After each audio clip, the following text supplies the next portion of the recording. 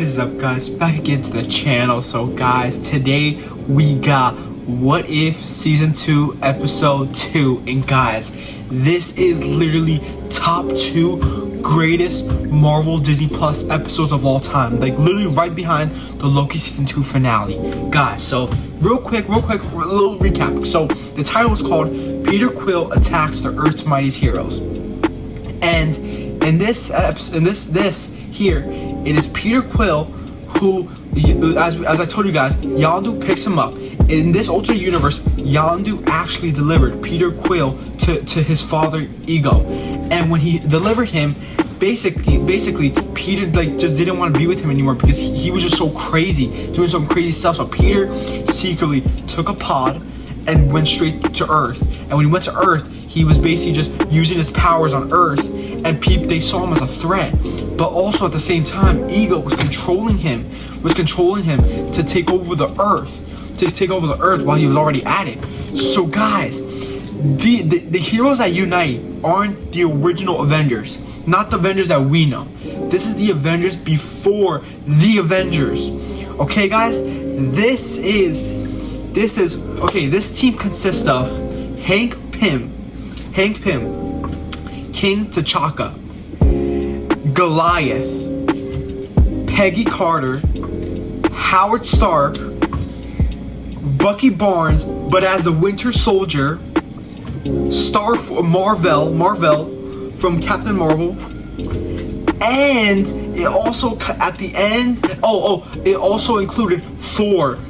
Guys, real quick, can I just say something real quick? Guys, Thor in this episode was perfect. This was literally Ragnarok Thor, kind of a little bit more serious though. This was like a serious story. This was like Infinity War Thor. Guys, when they do Thor 5 with Hercules versus Thor, when they do Thor 5, I want Thor to be like this. I want him to act like this, because obviously as we know, Thor wasn't great in Love and Thunder. I feel like they made him too goofy because of Taika, but Thor in this episode was phenomenal. But yeah. So yeah, guys. Basically, Peter Quill's on Earth and they have to unite. They think that he's the main threat, but they have to unite. And guys, this episode was amazing. Guys, can I just say real quick? So a lot of the early Disney Plus episodes, but I say maybe besides WandaVision, but a lot of the episodes, they felt rushed. They felt like they were already just trying to get to the main story without fully fleshing it out. And I feel like What If Season 1 each episode just felt a bit off. Like it just felt off, like something was missing. They just rushed it, just like how What If Ultron 1, just like how Ultron just killed Thanos easily. Like it just felt so off. But What If Season 2 so far, it feels like they took their time. It feels like they're fully fleshing it out. They're fully developing these stories. And this episode felt like a movie. Like guys, you guys, as I told you guys before so many times, the Avengers films mean so much to me. And this episode just touched my heart, because it's like the Avengers before the Avengers. And guys, it's like I know Marvel, they're doing a spin-off for Marvel Zombies because of how great that episode was. I really do hope Marvel does that with this, because I think there's so much they could do. But let me get more into it though. But yeah, guys, this episode was phenomenal. This episode was perfect. I'm just gonna say this episode was a 10 out of 10. A 10 out of 10. This episode was peak. Great. I enjoyed it so much. It had so much element to it. Howard Stark and Peggy Carter were like the Maria Hill and Nick Fury to this new event, to these old, the Avengers, to this group of Avengers. And guys, it's literally insane, because if you think about it, they had all these people in contact, like besides maybe Bucky Barnes, but they probably had, guys, I also want to get into that.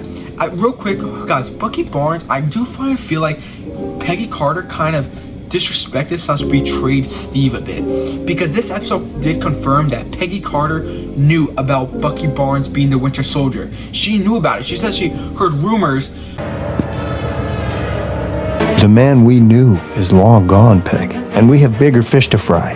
but she knew about it. So did Howard Stark. They both knew that it was Bucky, and they didn't do anything. They didn't do nothing to try to save him, try to bring him back and like fix his mind and like help him. But that's what Steve would have wanted. You know what I'm saying, I felt that was very disrespectful. That was probably only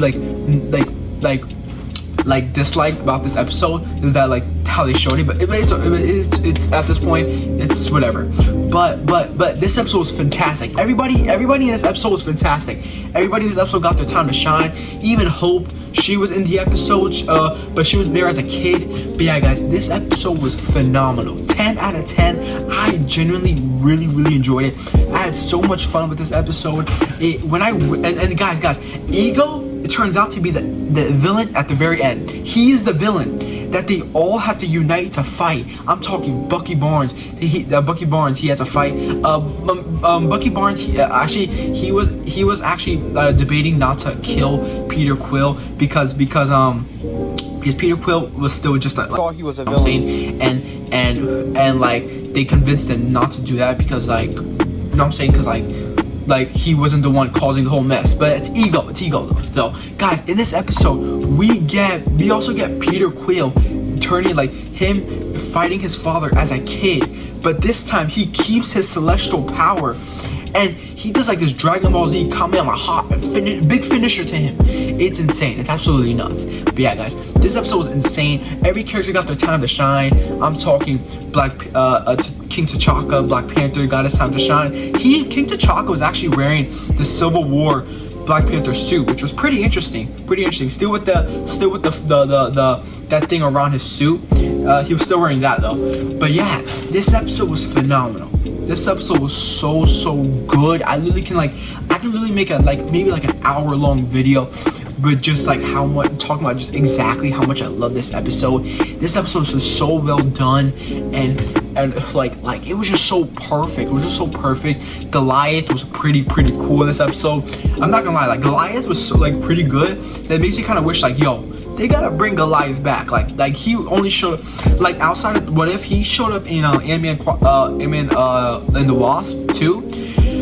But he showed up like as an old man, like he's like no longer Goliath. But like, I feel like, yo, that could be pretty interesting, cause like Goliath and Hank Pym's Ant-Man, they're two different. Like at the time, Hank Pym only shrank, while Goliath didn't shrink. He only turned giant, and obviously that's where Scott Lang is the combined of the two. But yeah, guys, this episode was insane, guys. If you guys haven't watched it, go watch it. This episode was phenomenal. This episode was perfect. I feel like there's some elements I'm missing because I'm just so excited about it. This episode was perfect. Like I said, every character gets their time to shine. Every character, if you guys love these characters and you guys wish they had more time to shine within the MCU, this is it. But yeah, guys, let me know what you guys think in the comments down below. Did you guys, if you guys have seen this episode, did you guys like it or not? Let me know what you guys think. If you guys can, please like and subscribe, comment down below. And until next time, guys, peace and take care.